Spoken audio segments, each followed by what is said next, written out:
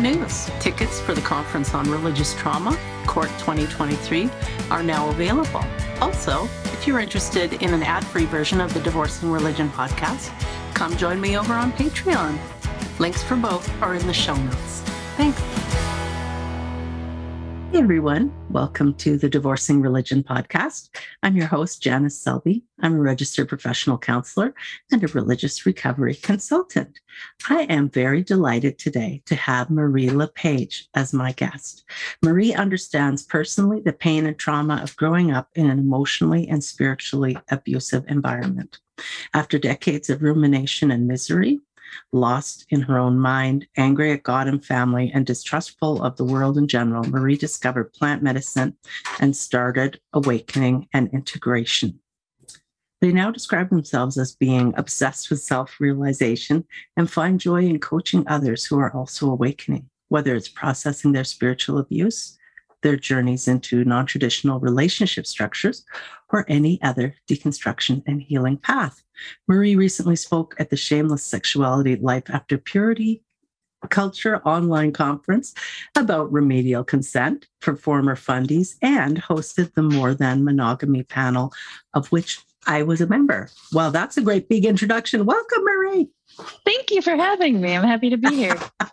Nice to see you again. And I hope that people were able to tune in when we were doing that conference.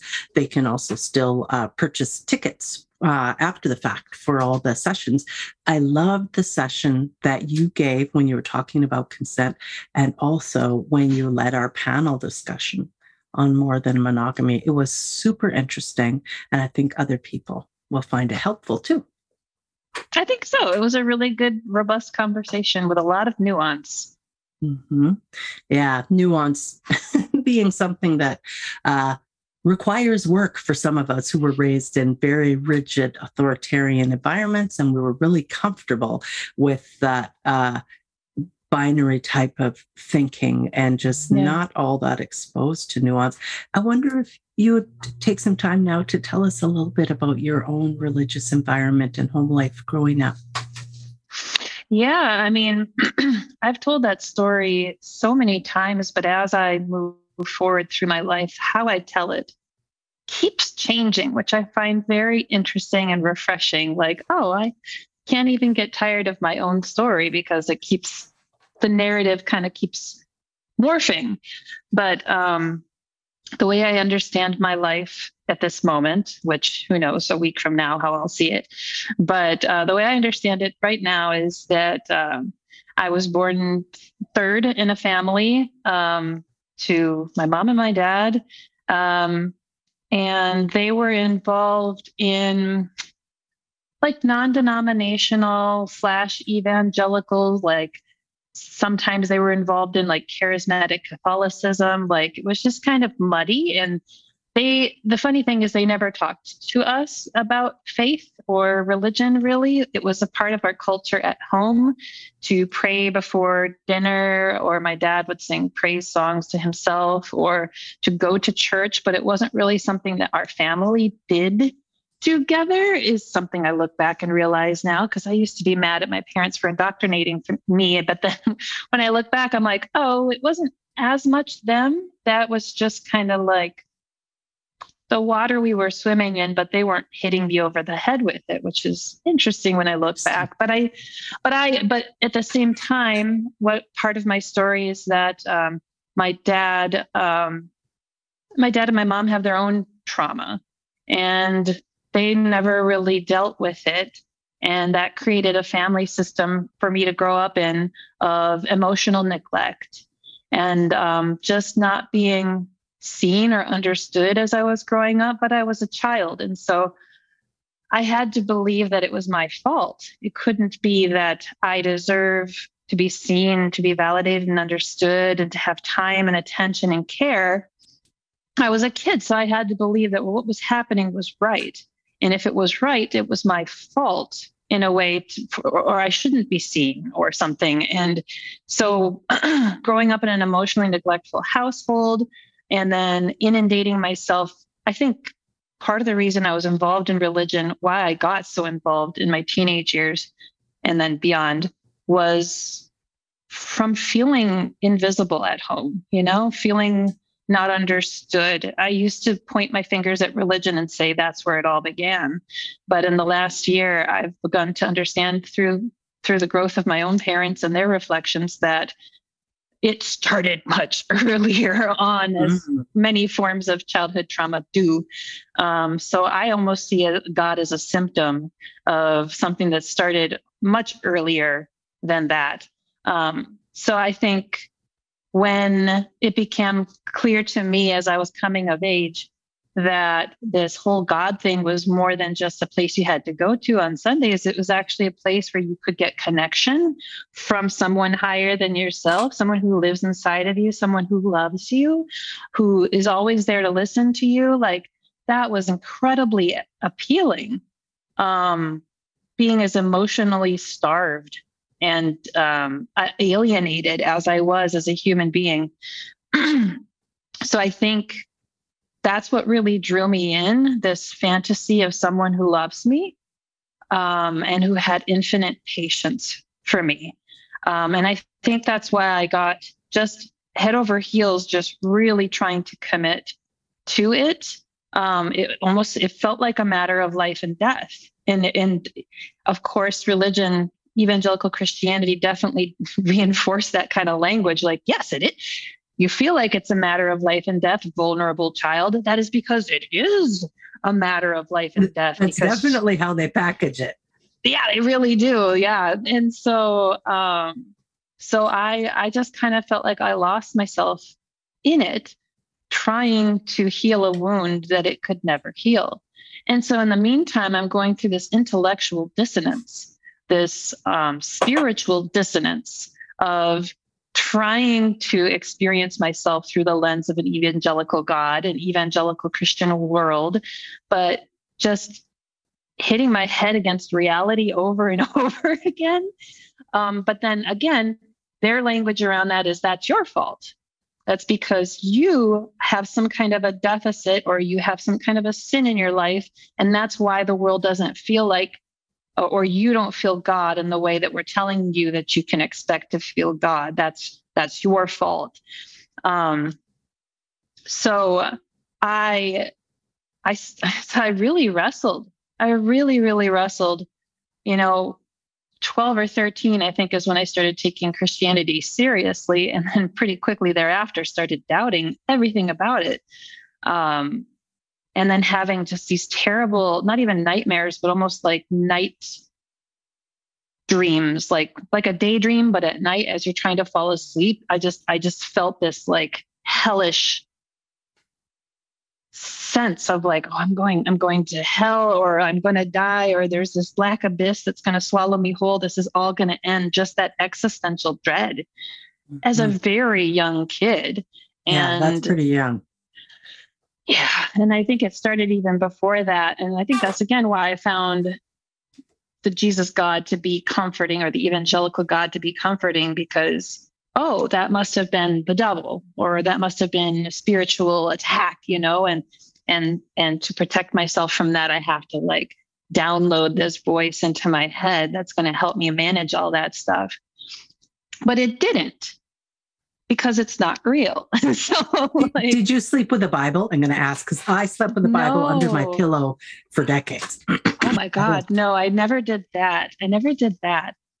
Spoiler alert, it didn't work. No, it doesn't. It doesn't. I mean, placebos do work, but in this case, I was stretching way too far beyond a placebo capacity, and my Did intellect your folks see what was going on, Marie? Did they have any concerns?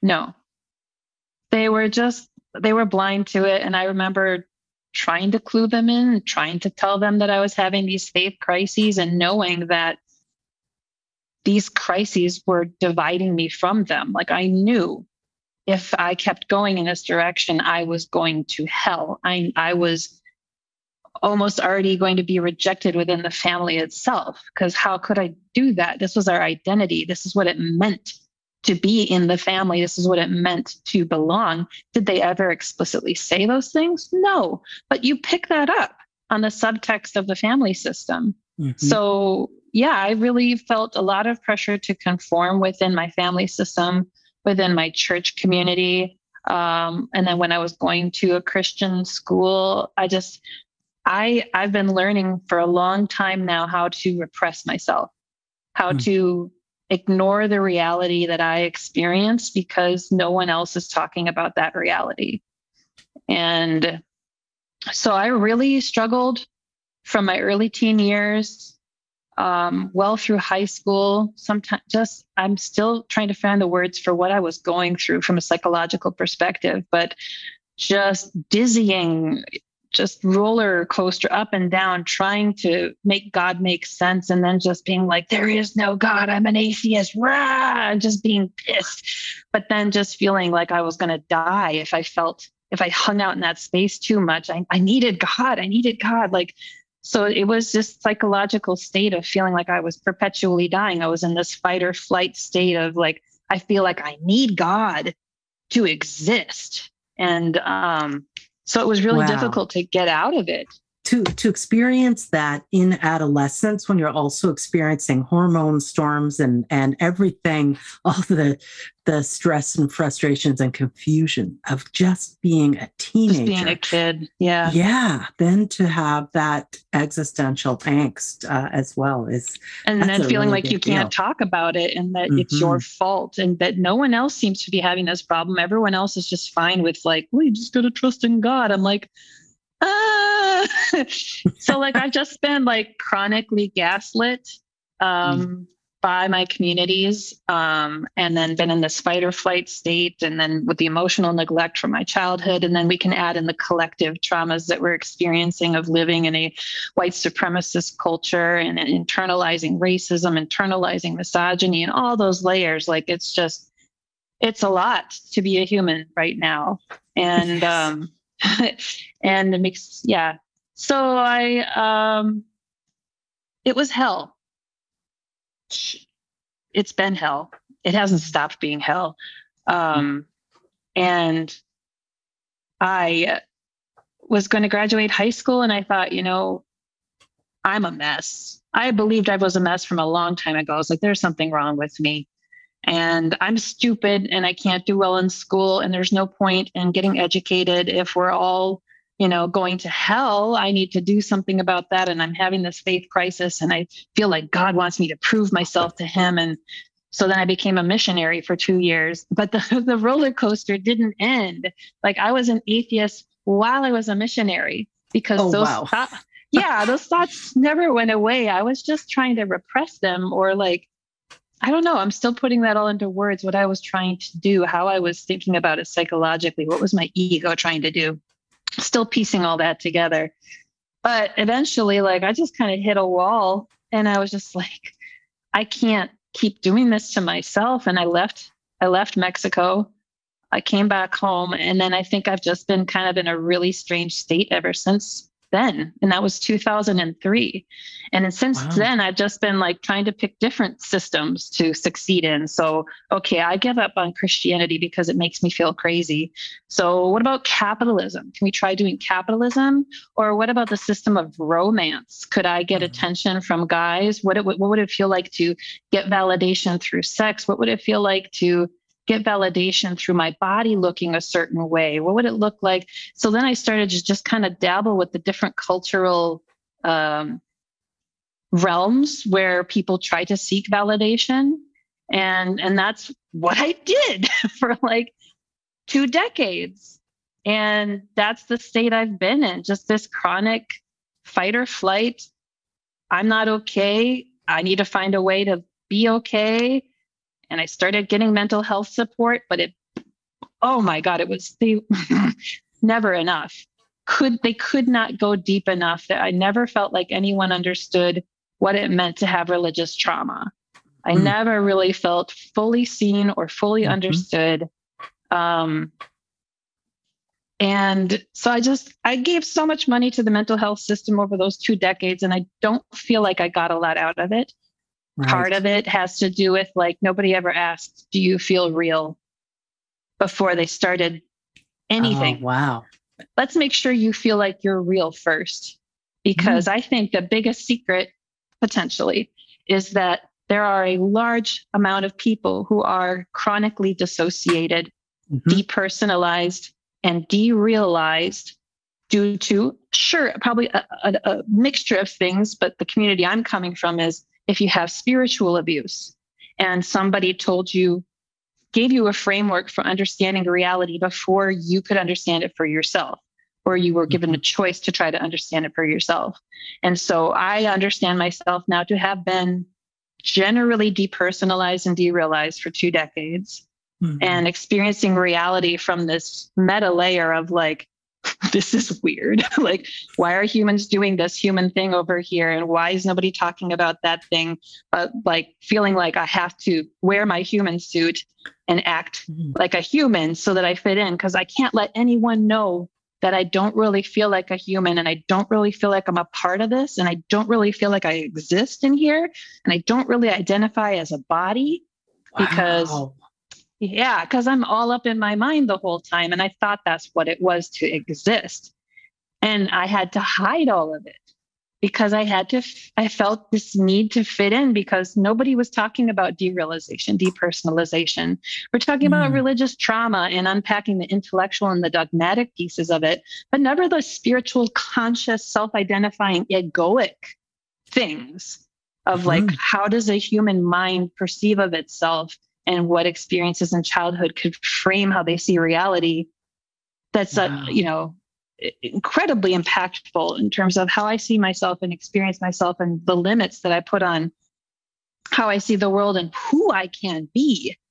So I have to ask, does neurodivergence factor into this, and also any type of ADD or ADHD? Like, it sounds like there's so much going on there, and some people can just keep walking through life and fine, it's okay. But you experience things so deeply and are so inquisitive, like you want to know.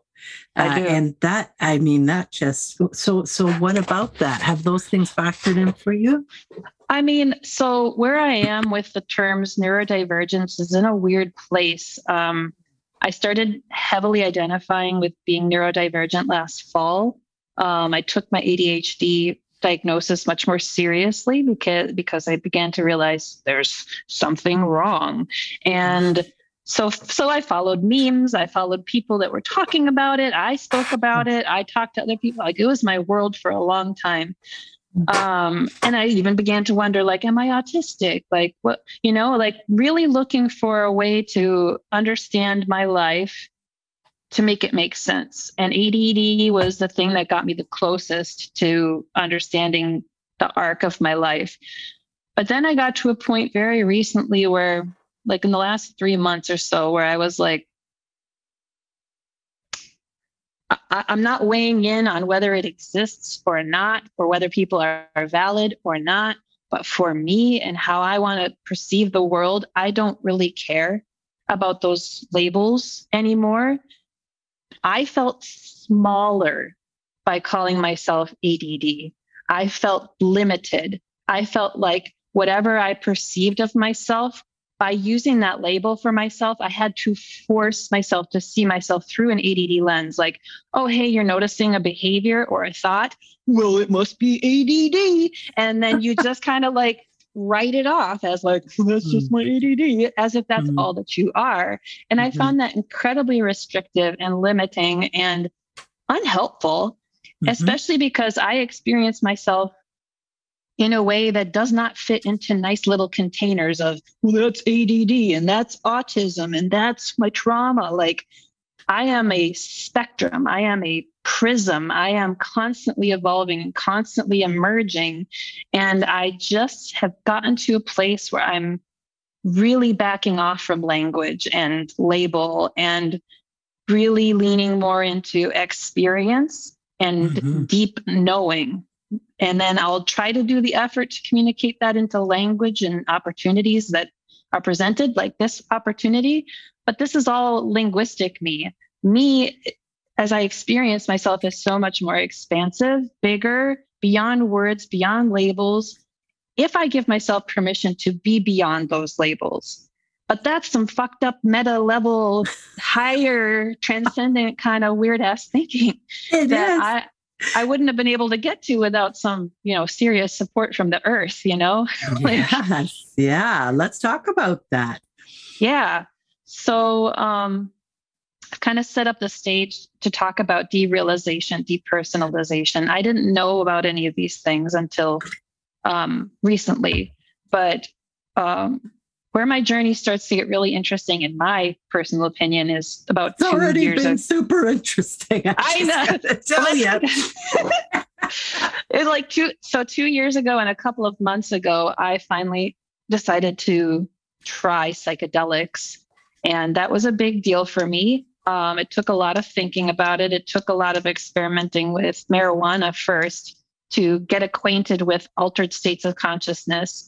I grew up in the anti-drug timing where like it was a moral issue. You have to stay in the state of consciousness that you are in right now. And these things on this list are pollutants, and they make you go into this state of consciousness that if you go there, we're going to judge you because you're trying to escape reality, or you're lazy, or you're weak. And it's these judgmental things towards altered states of consciousness. And so I had that preloaded into my brain. And so I was really scared about that, especially after God showed up and lived in my head for a long time. I'm like, I'm done being fucked with. I'm done having my reality fucked with. But I was also getting to a place where I was so depressed and anxious all the time and felt so stuck. And the people around me were talking about psychedelics and about psilocybin. And I thought, fuck it. Fine. I'm in so much pain.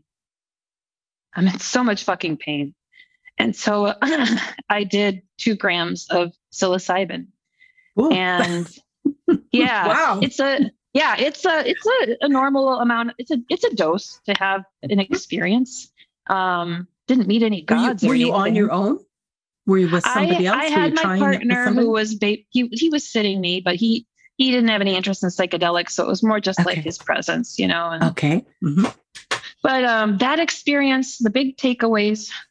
One of the takeaways is getting to experience what it feels like to, quote unquote, feel connected to something that is a non-entity.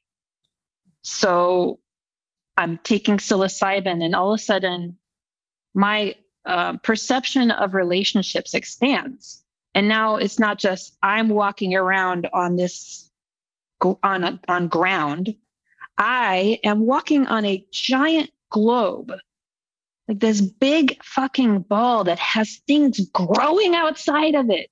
And it keeps recycling all of its elements and creates new entities. And like all of a sudden, I just realized what we're a part of and what my relationship to it is, that I am not to use like loaded language. I don't like these terms, but like I am a child of the universe. I belong here. Like there's a bigger story happening here than just going into your cubicle and typing, or making enough money for a down payment, or having kids, or retiring, or doing Christmas. Like I always knew there was something more. I just knew it wasn't Jesus, And so the psychedelics brought me back to the young childhood wonder and awe that I had innately when I was born, to just look at my hands and be like, what the fuck? How'd this happen? I was nothing, and now I'm in a human suit, and I've got these things that just like work if I just think about it. But like, you don't have to like think, move hand. Like you just kind of like do it. And like, that's church to me. Like to just be in awe of the mechanics of the universe, and that just the fact that you're conscious. And so like that very first trip just like helped me expand my relationship to the universe, to see myself as part of a bigger picture. But at the same time, it kind of fucked with me, because it really calmed down my nervous system. And that had me experiencing reality in a way that I haven't experienced it in a long time, because I've been chronically in a state of fight or flight. And the shrooms just soothed down my body. And I'm like, what the fuck is this feeling? And I remember telling people, I haven't felt this way since I was like 5 years old, cuddled in my mom's lap. And then the memory I have immediately after that is when she started pushing me off her lap when I was getting too big, you know? And so there was this feeling of like maternal love and like rest. You're okay. You're safe. You can let go. You're welcome. You're seen. You're loved. And I didn't need to translate into the earth as a person, and it loves me. Like I didn't need to go there, but I felt it. And that was enough for me. But at the same time, it also reminded me of Jesus.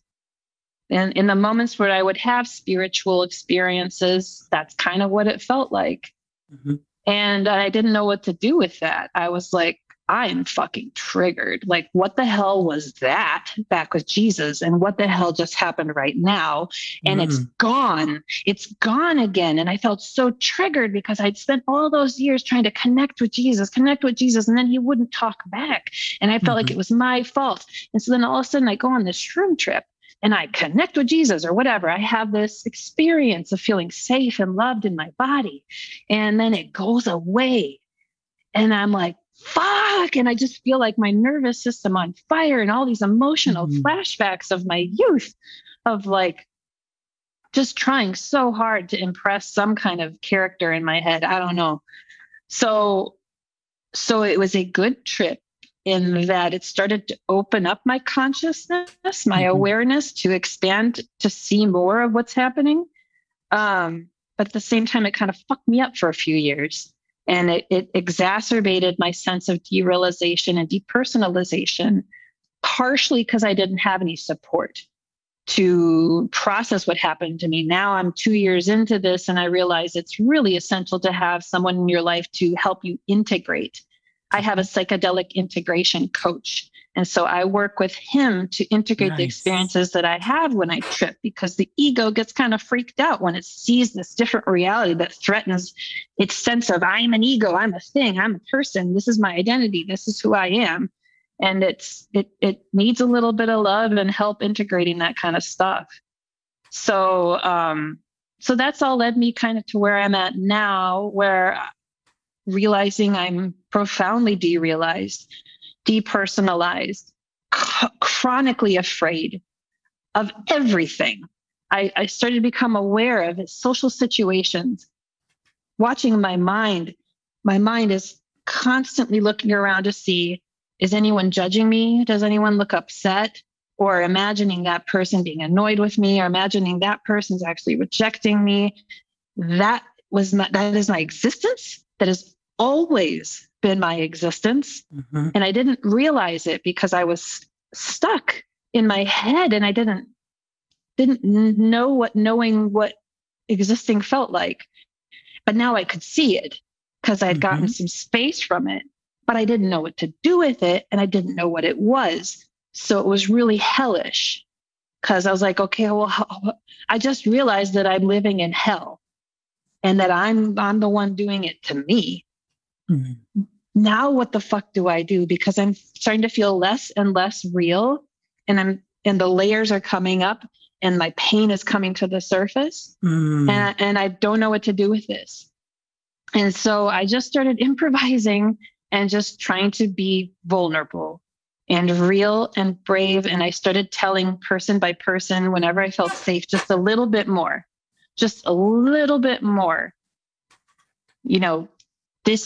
I just had this thought, or I don't feel like I'm real right now. Or did you know that when I have sex, I can't stop thinking about how I look? Or like really being honest about the thoughts that I'm having instead of committing to the mask that I put out. So one by one, I just tried to remove another layer by being vulnerable and letting my guard down and letting people witness my mind as it is without the filters that I think are necessary. And then that's been really helpful for me to start noticing what it feels like to be loved and accepted for who you are, even when you don't know if you're real. People being like, that's relatable. Like, yeah, I've gone through that, or and then being like, oh shit, because that was my biggest concern. feeling like people would think I'm crazy and back away from me if I really told them what I think about all the time, which is constantly being terrified of humans and terrified of everything. I'm just fear. All I am is fear, of everything, and striving and anxiety and depression. And so this is kind of where this leads me now, where I finally, after 2 years of that intense derealization, I was just like, I lost my job a few weeks ago, but I had made a bunch of money on a house sale earlier. So this has given me a chance to slow down, to not say, oh, well, I'm stressed because of this thing over here, or that thing over here, or this thing over here. Like, all the stresses are objectively gone, which then removes all the facades. And then I'm forced to look at myself. And what is happening in myself is that I'm afraid all of the time of everything. And I think that there's something wrong with me. And that is my present core, is that there's something wrong with me and I need to be afraid. I need to be on guard. And no amount of removing stresses in my life was going to do anything about that. That's what I realized from that privileged moment. And so then I was like, okay, let's try some shrooms again. So then I started microdosing a couple of months ago, making friends with shrooms again after they showed me Jesus, which I didn't appreciate. But then, and then this is where we're getting up to like very recent, up-to-date events, which is yesterday. Yesterday, I did a full dose again for the first time since that very original dose. Whew. And it was scary. I did it alone. And I'm scared of altered states of consciousness. And I know how derealized I am. And I'm scared of, these shifting realities inside of myself. But the trip was really good. Just to keep it short, what I kept repeating to myself was an epiphany I had a couple of days ago of, there's nothing wrong with you. Like, that is a collective message we all need to hear. There is nothing wrong with you at all. Everything about you makes sense. Everything. And there's nothing wrong. The fact that we have disorders and addiction, there's nothing wrong with those folks either. Their body's doing exactly what it needs to do. What I think is the problem is us collectively treating and interpreting everybody as there's something wrong with you. And now I have a company to fix you. I have a company to fix this. I have a company to fix that. A la carte, whatever's wrong with you. There's nothing wrong with us. And I realized that I think is my core wound, is believing that there's something wrong with me. I learned that in my family system, and I learned that in my religion, and I learned it from the spiritual abuse that I experienced within my own psyche, that there's something wrong with me. And so as I went on this, psychedelic trip, and I'm scared, I just kept on saying to myself, there's nothing wrong with you. There's nothing wrong with you. And then it expanded into this larger mantra, which was something I need to keep hearing over and over for my own psyche and my wounds, which is, I am real. I am real. And then what's really important is to tell myself, yes, you do have voices in your head. I've always felt crazy for having voices in my head. I don't know what to do with them. Like, do you talk to them? Are they supposed to talk back to you? Do you interact with them?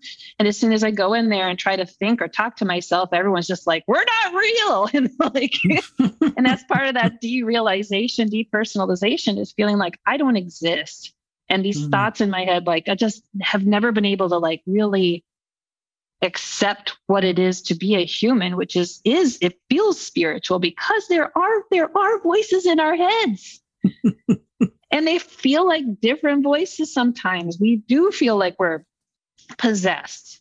And I just don't know that we're talking about that. And I feel like that was some of the trauma I experienced within religion, is that they said, no, you're a unified self. You are one person. But also God's kind of in there, and also Satan's kind of in there, and they talk to you and you don't really know. And just they messed up my organic sense of existing, and So I kept repeating to myself, I'm real. And I have voices in my head. Right now, I have voices in my head and they're talking. But I'm not crazy. That's really important. Mm-hmm. I am not crazy.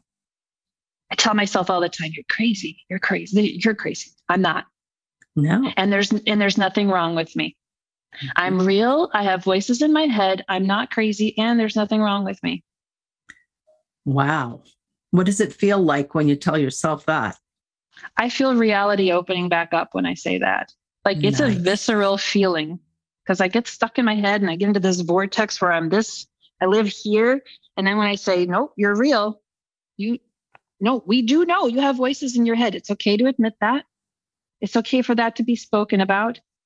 And also there's nothing wrong with you. And all of a sudden I can feel the spatial, just the world opening up physically right now, not just spiritually or metaphorically.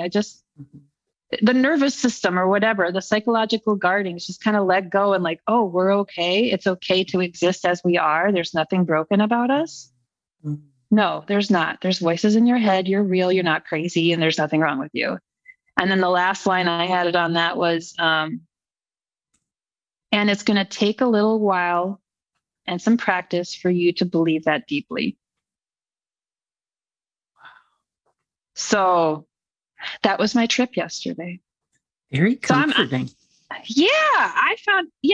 I'm going to probably get it tattooed on me. I just feel like that is some foundational cement that I kind of want to put into my psyche after everything it's been through. Mm-hmm. Wow. And so you have been working with someone who kind of helps you typically integrate your trips, your psychedelic trips. And so will you also talk to this person about these things that you've been saying? Yeah. I have an appointment with him next week, so I'll catch him up on everything. And I'm sure he's going to be stoked. It's so exciting how finally, after all these things really started coming about in the 60s with psychedelics and so forth. And then quickly the government reacted by putting a lid on and forbidding all of it for various reasons. I do encourage folks who are watching or listening to our podcast today to check out the Netflix series, How to Change Your Mind, which is very interesting. Yes, mm-hmm. It's a great look at kind of the development of and use of psychedelics through the years and how finally now we're beginning to adequately or properly use them in the field of psychology to help people who are in distress. And I just think that's a really exciting field that's starting to open up. And it sure sounds like this has been helpful for you. I don't know how much longer I would have made it. Wow. Like, not to be dramatic. I don't think I'm being dramatic. It's just, this has been hell. Like a secret little private hell just for me. And I have no idea how I would have gotten here without some kind of psychological intervention, like getting into my neurons and shaking the branches a bit, Wow.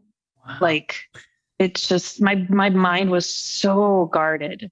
So guarded and so afraid. And I couldn't see it because my mind was guarding me from seeing myself because it was afraid of me. When they say, you're afraid of your own shadow, literally. Yes, I was. I am. I still am. It's a little scary to be a thing that has voices in my head. That's a little scary. It's interesting to hear you talk about yourself in terms of being fearful and afraid, because I think you're one of the bravest people that I've ever interacted with. You are just so openly curious. You just want to know, and you're willing to go there to try and find out. I feel like you have pulled yourself right up to life's buffet table here, and you're not going to let religion force you to starve to death anymore at this table. You're just going to dig in. You're going to try everything and see what works and see what you like and see what makes your human experience better. Yeah. Yeah, I can't tell you what that is. I don't know if that's me. I feel like we all have that.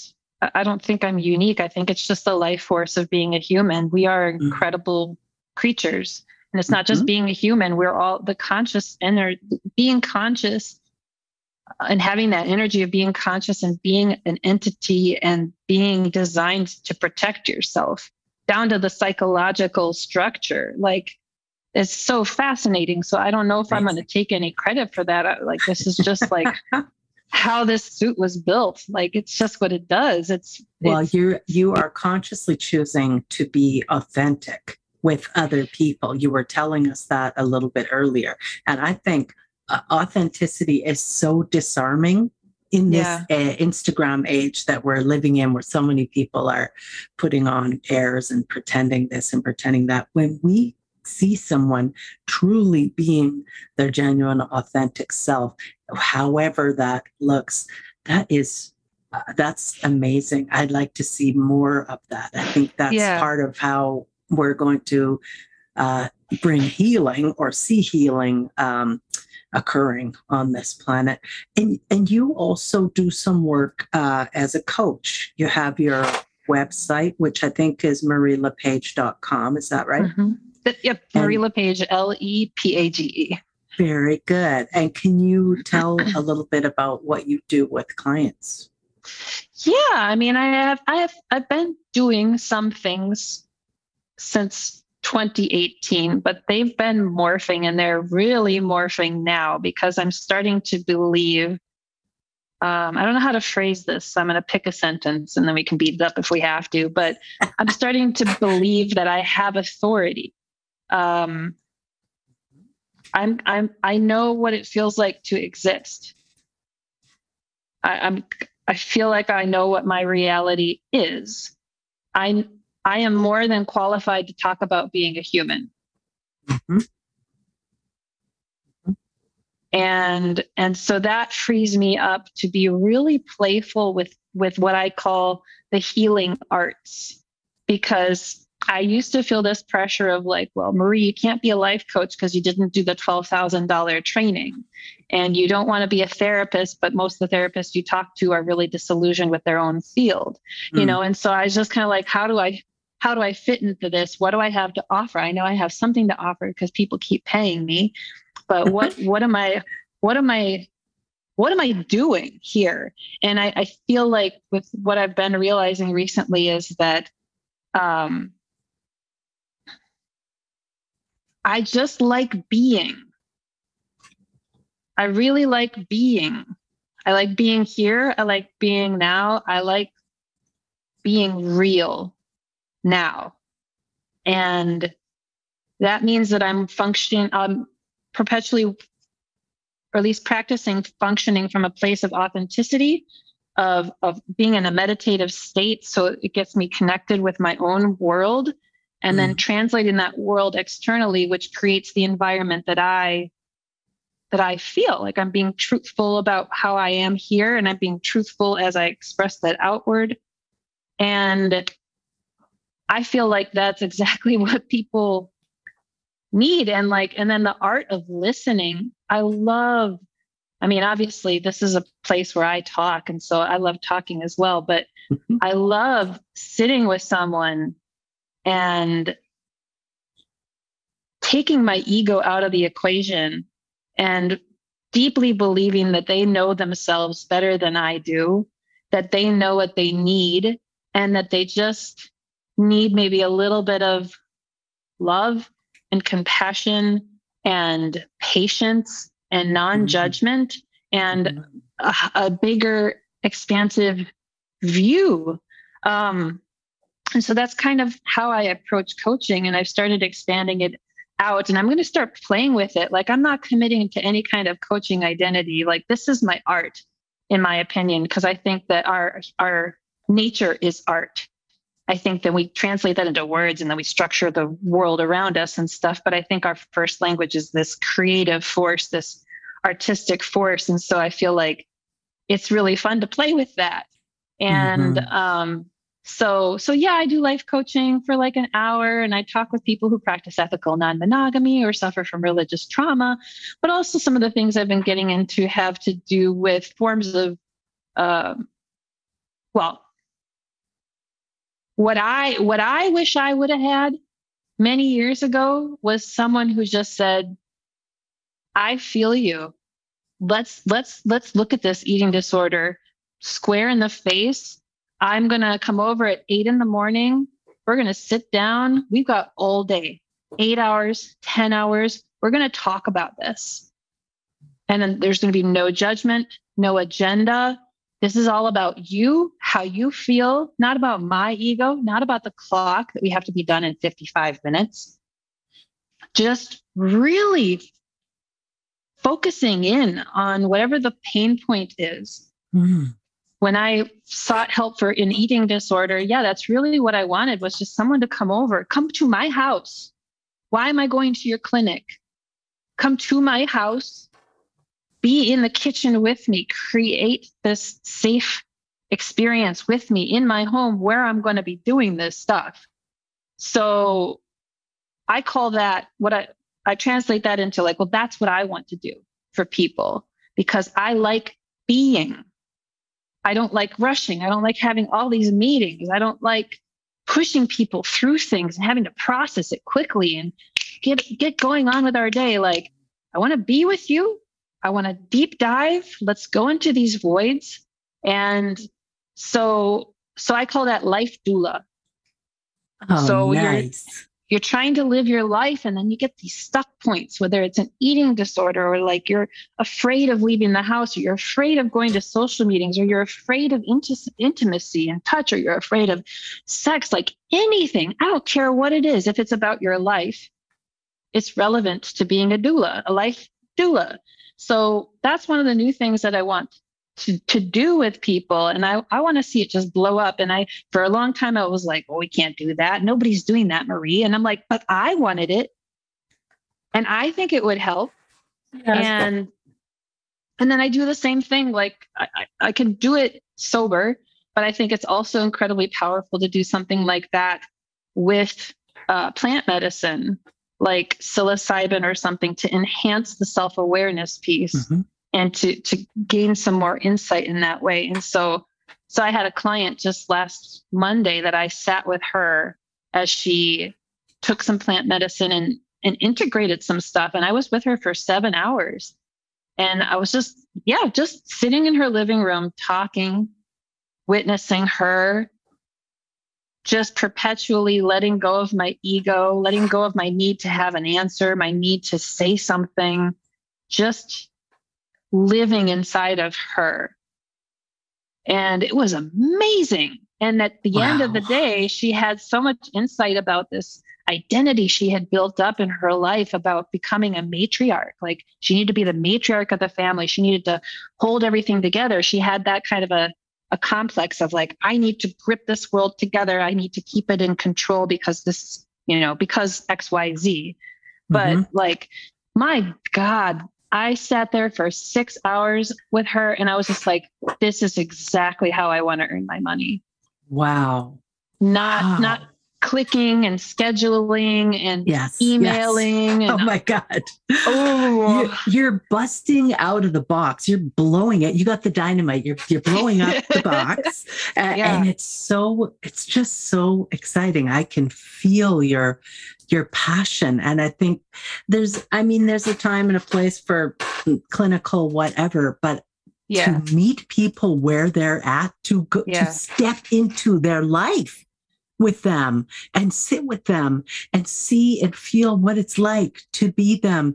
I think that is so deeply powerful. I am very excited for you on your life doula journey. This is just really cool. And we'll make sure in the show notes that people have a way to get in touch with you, and they can get to your website. This is just so cool. And we haven't even touched on ethical non-monogamy, which I think is also another really big deal. I hope I can convince you to come back and talk to me again. Yeah. This is my jam. I love talking about this stuff. Oh, right on. This is your jam and I'm your Jan. So it's working out pretty good. Hey, everybody, I want to thank you for tuning in to the Divorcing Religion workshop today. It's been a real pleasure chatting with my friend, Marie LePage. And you can also reach out to me at divorcing-religion.com. That's my website. And I work with clients one-on-one as well. And Marie, thank you so much. I've just had so much fun with you, and I look forward to connecting with you again. Thank you, Janice. Okay, take care. Bye-bye, everyone.